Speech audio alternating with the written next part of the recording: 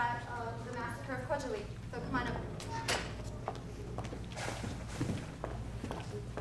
Okay. My name is Feridun Bek. I am currently representing the Turkish American Cultural Association of Michigan.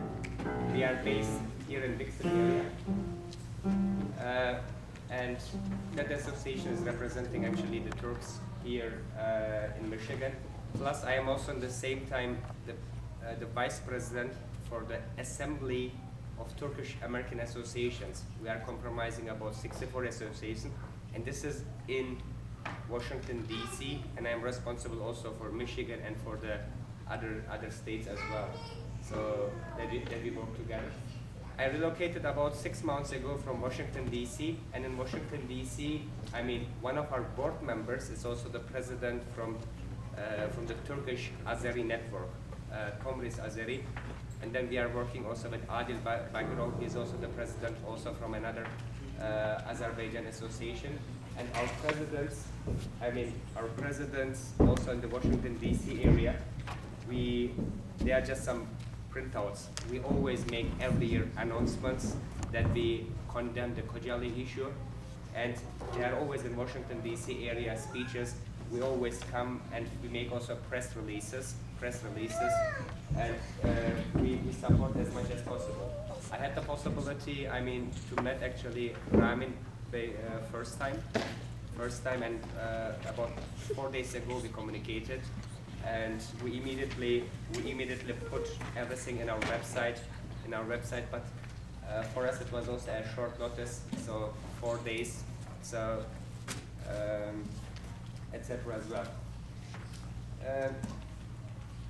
Jonathan and Mutianam, they will explain the subject. What I want to maybe just briefly speak is, I was assigned about 20 minutes.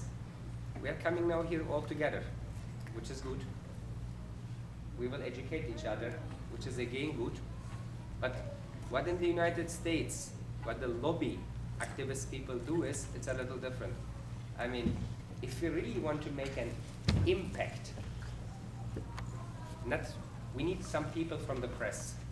We need to approach to the Americans, and this is actually also in our website, and I like it very much. It is a declaration from Leyla Aliyeva. So she made a declaration, and she sent it to the U.S. Congress, where they want for justice. And we use this document, and we put it also in our Washington, D.C. website, which we are referring, and we are saying here, please listen, that lady, please listen and join that declaration. We set up a grassroots committee, and the Armenians, they came to us as well, and they say the Turks in 1915, they killed about 1.5 million Armenians. So they made the genocide. What we do is, we have a email system, we have a grassroots system, and we always try to get support from the people.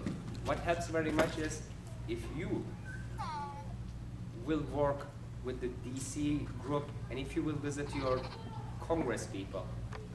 If you write letters, for example, 3 months ago, Pelosi, they wanted to pass again the genocide issue with the Armenians. And what we did is, we sent in total about 3,500 letters to the U.S. Congress people, about 3,500, and these helps a little. So I'm new. I didn't know that we had here Azerbaijani people. We have our vice president here as well. Ümit, can you stand up, please? Or can you come, please? Ümit Menemenci is our vice president from Takan, and he is also the chair from the Grassroots Advocacy Committee. His team, they approached the governor, they got the declaration for the Turkish Republic.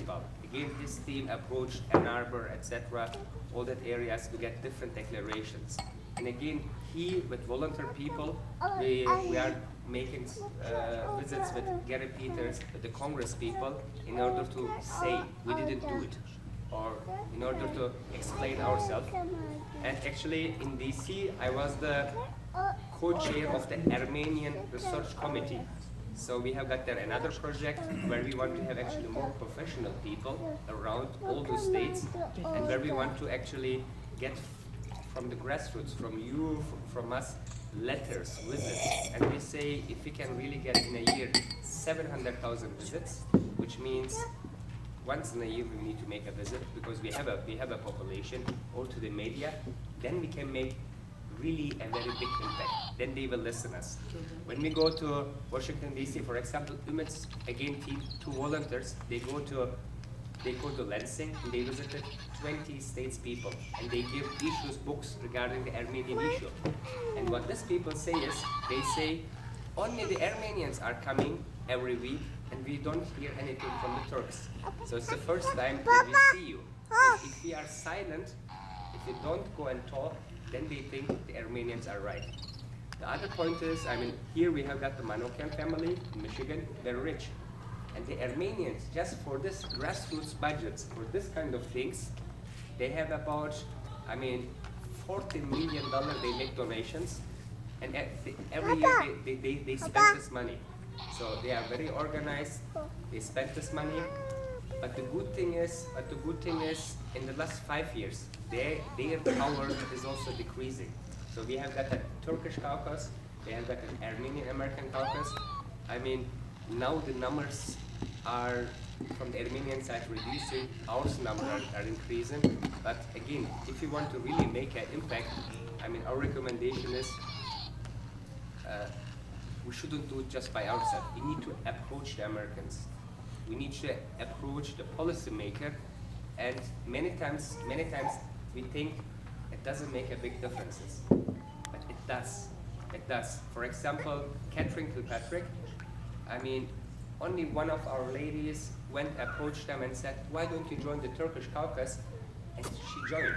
So we are currently by 101.